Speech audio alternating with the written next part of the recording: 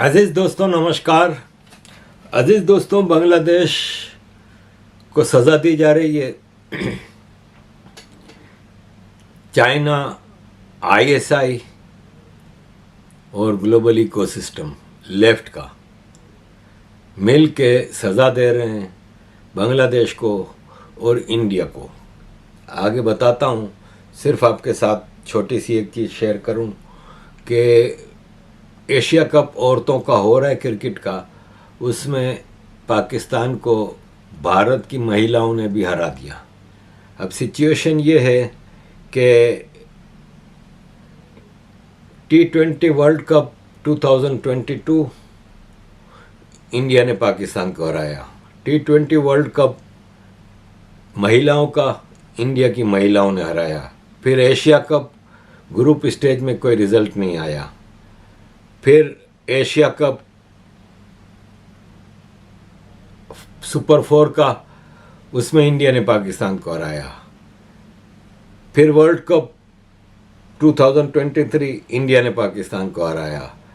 फिर T20 world cup 2024 India ने पाकिस्तान को हराया। और फिर अब ये एशिया कप में, यानी आखिरी 7 मैच जो हुए हैं उसमें इंडिया ने पाकिस्तान को हराया है लगातार। T20 में पाकिस्तान इंडिया के 10 मुकाबले हुए हैं, जिसमें से 13 हुए हैं, जिसमें 3 पाकिस्तान ने जीते हैं, 10 इंडिया ने। और महिलाओं के 15 हुए हैं, जिसमें 12 इंडिया ने जीते हैं, 3 पाकिस्तान ने जीते हैं।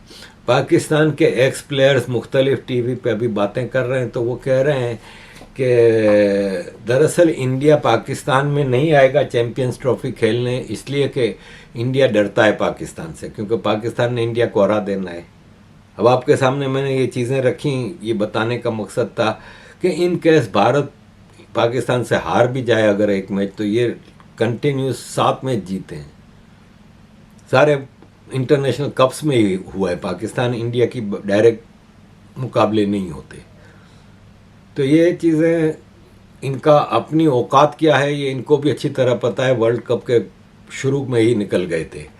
अजीज़ दोस्तों, दुनिया भर में कोच का बड़ा आजकल रोल होता है स्पोर्ट्स में। पाकिस्तान का ये हाल है कि 2023 में पाकिस्तान का कोच था सकलेन मुश्ताक। फिर 2023 में ही ग्रांट ब्रैडबर्न बना। फिर 2023 में ही मोहम्मद हफीज़ बना। फिर 2024 में अजहर महमूद बना। अब जेसन गिलेस्पी है। ये पिछले साल 1.5 साल में अगर आपके 5 कोच बदल रहे हैं, तो फिर ये है कि आपको सोचने की बात है कि वो आपको लतीफ़ा सुनाया था ना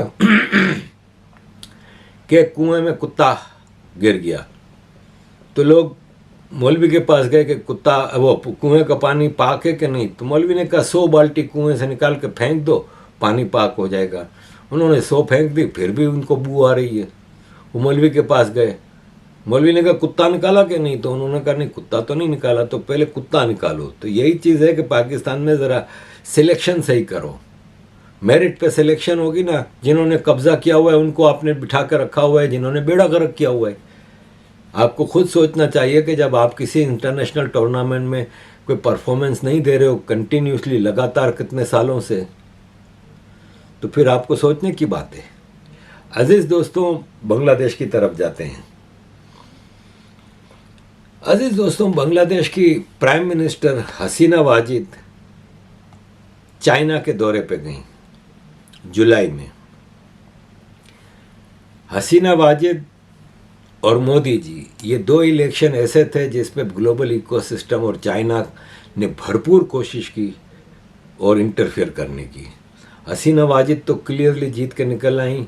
मोदी जी अब के बार 400 ना कर सके, उसकी वजह मेनली यही थी कि भारत की पॉलिटिकल पार्टीज़ और ग्लोबल इकोसिस्टम ने मिल के बीजेपी को इस काबिल ना छोड़ा कि वो 400 कर सके, लेकिन बहरहाल फिर भी वो मोदी जी को हरा ना सके। इसी तरह बांग्लादेश में खालिदा जिया 100% आईएसआई के साथ मिली हुई हैं। हम पाकिस्तान में हमेशा जब भी खालिदा जिया हुकूमत करती थी तो हम कहते थे कि बांग्लादेश में अलग हो गया है हमसे, लेकिन आज भी आईएसआई की हुकूमत है। हसीना वाजिद ने आके सारा उनका प्लान ख़राब कर दिया, आईएसआई का सारी दुकान बंद कर दी, बांग्लादेश की इकोनॉमी ने शूट करना शुरू किया। चाइना के चुंगल में नहीं फंसे ये, तो इनको बुरा लगा। अब ये 8 से 10 जुलाई 3 दिन के ट्रिप पे चाइना गई हुई थी, लेकिन एक दिन पहले ही वापस आ गई, इसलिए, और उस पर चाइना को बहुत गुस्सा आया। 2 बातें ऐसी हुई जो चाइना को पसंद नहीं थी। एक तो ये कि चाइना ने प्रॉमिस किया था कि $5 बिलियन की लोन देगा बांग्लादेश को, लेकिन चाइना ने सिर्फ 100 मिलियन की लोन दी। 5 बिलियन मतलब 5,000 मिलियन, लेकिन 100 मिलियन दिया। और दूसरा ये मसला हो गया कि चाइना ने एक बांग्लादेश की प्राइम मिनिस्टर को कहा कि आप बांग्लादेश के एजुकेशन सिस्टम में चाइना की बारे में, चाइना की कल्चर के बारे में, चाइना की तरक्की के बारे में एजुकेशन में चैप्टर्स डालें। वो हसीना वाजिद ने मना कर दिया। इन चीज़ों से चाइना भी नाराज़ हुआ, और हसीना वाजिद एक दिन पहले ही अपना ट्रिप कैंसिल करके आ गई। तो फिर आप देख लें कि ये हाल है इस वक्त बांग्लादेश का। 32 आदमी मर चुके हैं अब तक इन प्रोटेस्ट में। ये प्रोटेस्ट खालिदा जिया करवा रही हैं पूरी बैकिंग के साथ। जैसे आपके भारत में इस वक्त JNK में इन्होंने पूरा मामला चलाया हुआ है, और पाकिस्तान भरपूर इन्फिल्ट्रेशन कर रहा है चाइना की मदद से। तो वहाँ पे सुना है कि महबूबा मुफ्ती डायरेक्ट इन्वॉल्व हैं टेररिस्टों के साथ। महबूबा मुफ्ती का नाम आ रहा है बार बार कि वो टेररिस्टों के साथ जुड़ी हुई हैं और उनकी सपोर्ट कर रही हैं। इसी तरह यहाँ पे खालिदा जिया कर रही हैं। अब ये प्रोटेस्ट किस चीज़ पे हो रहे हैं? प्रोटेस्ट हो रहे हैं कोटा सिस्टम पे। कोटा सिस्टम क्या है बांग्लादेश का, वो मैं आपको बताता हूँ। पहले एक बात बता दूँ कि बांग्लादेश का जो यूनिवर्सिटी का जो एरिया है रोकिया हॉल में स्टूडेंट्स ने नारे लगाए कि हम रज़ाकार हैं। तो हसीना वाजिद ने कहा, बहुत दुख से कहा, उन्होंने कहा तुम लोगों को पता भी है कि रज़ाकार कौन है? इन्होंने कहा कि 25 मार्च 1971 को पाकिस्तानी फ़ौज ने अपने रज़ाकार बाहिनी के साथ, जो ईस्ट पाकिस्तान में बिहारी थे, जो वो पाकिस्तान आर्मी के एजेंट थे, क्योंकि पाकिस्तान आर्मी को तो पता नहीं था कि बांग्लादेश यानी ईस्ट पाकिस्तान में कौन सी गली में कौन रहता है, कहाँ क्रांतिकारी रहते हैं, कहाँ क्या है। ये बिहारी मुखबरियाँ करते थे, वो रज़ाकार बाहिनी थे। तो हसीना वाजिद ने कहा कि 25 मार्च 1971 को पाकिस्तान की फ़ौज और रज़ाकारों ने 300 लड़कियों का कत्ल किया, 40 लड़कियों का रेप किया उस दिन एक, और उनको फिर लेके लड़कियों को बहुत सारी पाकिस्तानी कैंप में, आर्मी के कैंप में लेके गए, जहाँ पे कुछ लड़कियों ने अपनी साड़ी और अपने दुपट्टों को फंदा लगा के खुदकुशियाँ कर लीं, क्योंकि उनको नंगा रखा जाता था, उनके कपड़े उतार के उधर रख दिए थे, और उनके साथ इतना ब्रूटल सेक्सुअल टॉर्चर होता था रोज़ की बुनियाद पे कि फिर वो खुदकुशियाँ कर लेती थीं। तो हसीना वाजिद ने कहा कि तुम लोग रज़ाकार बनते हो, तुम लोगों को पता भी है रज़ाकार क्या होता है, और यही आपने भारत की स्टेट आंध्र प्रदेश में हैदराबाद में रज़ाकारों का क्या रोल रहा है, इस पे पूरी एक फ़िल्म भी बन चुकी है। अजीज़ दोस्तों, कोटा सिस्टम ये है कि 1971 में जब बांग्लादेश आज़ाद हुआ तो सरकार ने 1972 में एक लॉ बनाया कि जितनी भी सरकारी जॉब्स है ना, उसमें 30% क्रांतिकारियों की जो फैमिलीज़ हैं ना, उनको दी जाएंगी। और ये सिलसिला चलता रहा, और ये है कि बहुत ज़्यादा इससे वो हो गया था कि ज़ाहिर है मैं नहीं समझता कि ये एक अच्छा सिस्टम है। 1972 में आपने वो बनाया, ठीक है, लेकिन उसको कुछ अरसे बाद ख़त्म कर देना चाहिए। जॉब्स के हवाले से मेरिट होनी चाहिए। बहुत हुआ तो आपने किसी डिप्राइव्ड लोगों का वो रखा है कोटा सिस्टम, तो थोड़ा बहुत हो तो समझ में आता है। बांग्लादेश में कई किस्म के कोटे हैं। 2018 में हसीना वाजिद ने ये कोटे ख़त्म कर दिए। उस वक्त 56% गवर्नमेंट जॉब है ना, वो कोटे वाले लोगों को मिल गई थी। 56% जॉब्स पे कोटा वाले लोग कब्जा करके बैठे हुए थे, तो हसीना वाजिद ने वो ख़त्म कर दिया। तो फिर मामला गया हाई कोर्ट में, तो हाई कोर्ट ने सस्पेंड कर दिया हसीना वाजिद का ऑर्डर। तो फिर गवर्नमेंट गई सुप्रीम कोर्ट में। अब सुप्रीम कोर्ट ने 7 अगस्त की डेट दी है। अब हसीना वाजिद ये कह रही हैं कि भाई साहब आप 7 अगस्त का वेट करो, कोर्ट का क्या फैसला आता है। मैंने तो नहीं किया वो, क्या ना, मैं तो ख़त्म कर रही थी, लेकिन कोर्ट ने मेरे ऑर्डर को सस्पेंड कर दिया। तो अब मैं कोर्ट का वो तो नहीं कर सकती, कंटेम्प्ट ऑफ कोर्ट तो नहीं कर सकती। आप सब्र करें। लेकिन उनको ये बहाना मिल गया। इसमें पाकिस्तान और China international ecosystem George Soros का जो है वो मिल के बांग्लादेश को सज़ा दी जा रही है इस वक्त। बांग्लादेश के हालात हद से ज़्यादा बिगड़ते जा रहे हैं। नेशनल टीवी को आग लगा दी गई है। पूरे ढाका और बांग्लादेश में मुख्तलिफ जगहों पे हालात बहुत बिगड़ चुके हैं और सरकार के कंट्रोल में चीज़ें नहीं आ रही। और यह है कि आई होप कि चीज़ें कंट्रोल में आ जाएंगी, क्योंकि एक तेज़ी से तरक्की करती हुई इकोनॉमी है ना, वो ग्लोबल लेफ्ट के इकोसिस्टम को पसंद नहीं है। उनको पाकिस्तान जैसे मोहताज मुल्क चाहिए जो इनसे लोने लेके इनके चक्रव्यूह में फंस के अपने कौम का बेड़ा गर्क करें। उनको ऐसे लोग चाहिए जो इनकी डिक्टेशन पे चलें। तो अजीज़ दोस्तों, लेट्स सी बांग्लादेश में क्या हालात होते हैं।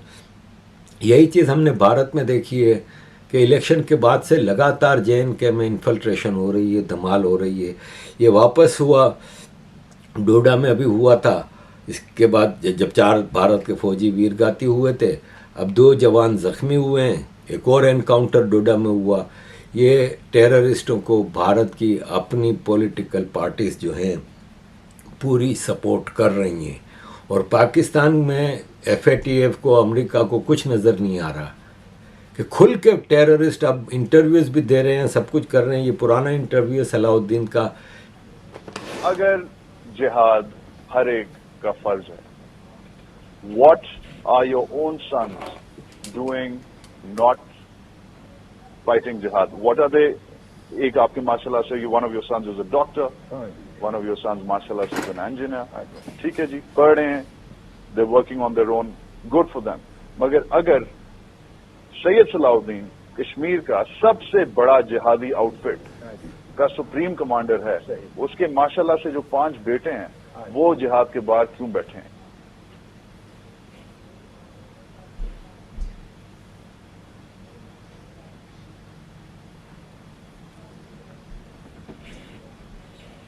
लेकिन सलाउद्दीन को क्यों पाकिस्तान में खुल्लम खुल्ला इजाज़त दी हुई है घूमने फिरने की, रिक्रूटमेंट की, लोगों की?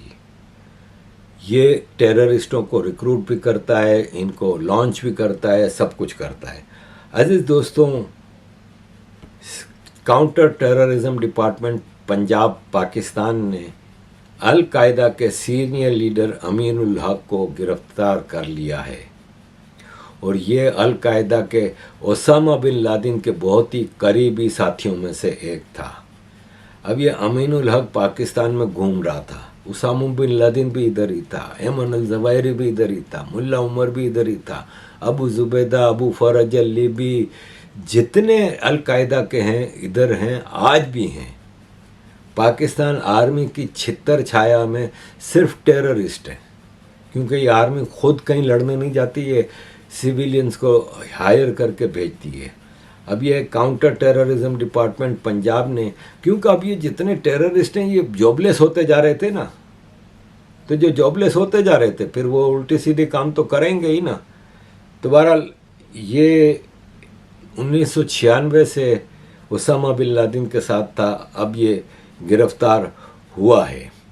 अजीज़ दोस्तों, पाकिस्तान की जो टीटीपी के साथ लड़ाई है उसमें अमेरिका बिल्कुल पाकिस्तान के साथ खड़ा है।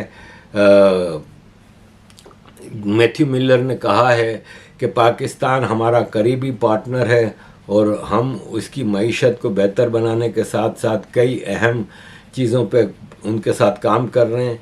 IMF डील पाकिस्तान में बहुत इम्पोर्टेंट है। हम तालिबान पे ज़ोर देते हैं कि वो इस बात को यकीनी बनाएं कि अफ़गान सरज़मीन से दहशतगर्द हमले ना किए जाएं और उनकी ज़बान बोल रहे हैं अमेरिका वाले, क्योंकि आफ्टर ऑल नाजायज़ बच्चा है पाकिस्तान अमेरिका का। 5 सिविलियन 2 सोल्जर मारे गए टेररिस्टों ने डेरा इस्माइल खान में टारगेट करके हेल्थ सेंटर पे मार दिया। अजीज़ दोस्तों, बन्नू KP में प्रोटेस्ट मुसलसल चल रहे हैं और उन प्रोटेस्ट के नतीजे में गोलियां चली हैं आर्मी की तरफ से और पुलिस की तरफ से, और काफ़ी